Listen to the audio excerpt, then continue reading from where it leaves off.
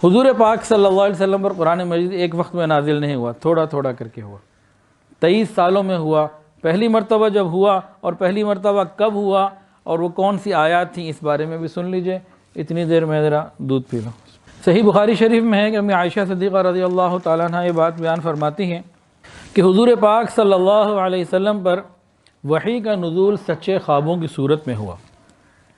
اس کے بعد آپ کو خلوت، تنہائی محبوب ہو گئی عبادت کے لیے۔ آپ غار حرا میں جاتے، کئی دن رہتے، یاد الہی میں مشغول رہتے، فکر، ذکر، مراقبے میں مشغول رہتے۔ فرماتے ہیں کہ ایک دن میں بیٹھا ہوا تھا تو اچانک میرے سامنے ایک فرشتہ آیا اور اس نے مجھے کہا اقرأ، پڑھو۔ میں نے کہا ما انا بقارئ، میں پڑھا ہوا نہیں ہوں۔ اس نے مجھے سینے سے لگایا، اتنی زور سے بھینچا، فرماتے ہیں کہ مجھ پر مشقت کی انتہا ہو گئی، اتنی زور سے اس فرشتے نے مجھے جو ہے نا بھینچا، پھر چھوڑ دیا۔ پھر اس نے کہا اقرأ، پڑھیے۔ میں نے پھر کہا بھائی مجھے پڑھنا نہیں آتا، ما انا بقارئ۔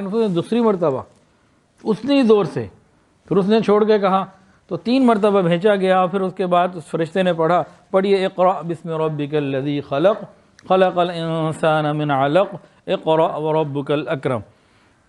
تو سورہ علق کی ابتدائی 5 آیات نازل ہوئیں۔ یہ پہلی وحی تھی جو حضور پاک صلی اللہ علیہ وسلم پر نازل ہوئی۔ اس کے بعد 3 سال تک وحی کے نزول کا سلسلہ موقوف رہا، بند رہا۔ 3 سال کے بعد نبی کریم صلی اللہ علیہ وسلم نے فرمایا کہ مجھے وہی فرشتہ جو آسمان و زمین کے درمیان دکھائی دیا جو پہلی مرتبہ آیا تھا۔ اور 3 سال کے بعد کون سی صورت نازل ہوئی؟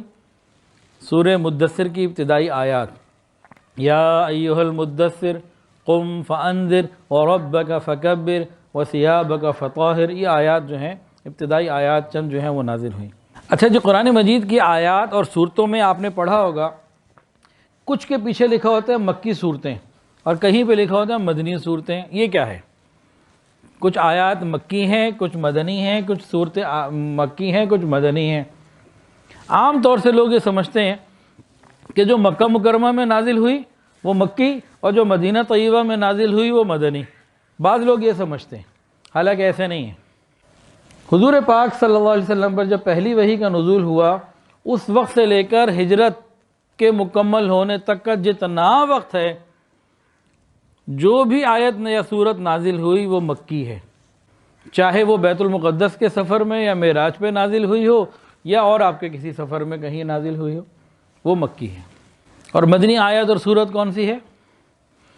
ہجرت مکمل ہونے کے بعد آپ جب مدینہ طیبہ پہنچ گئے، اب مدینہ طیبہ ہجرت کی تکمیل کے بعد آپ کی زندگی کے آخری وقت تک جتنا قرآن نازل ہوا وہ سارے کا سارا مدنی ہے، چاہے وہ مدینہ طیبہ میں نازل ہوا ہو، چاہے آپ سفر میں کتنے غزوات پہ تشریف لے گئے وہاں نازل ہوا، جیسے غزوہ تبوک 700 کلومیٹر دور مدینہ سے وہاں نازل ہوا تو وہ بھی مدنی ہے۔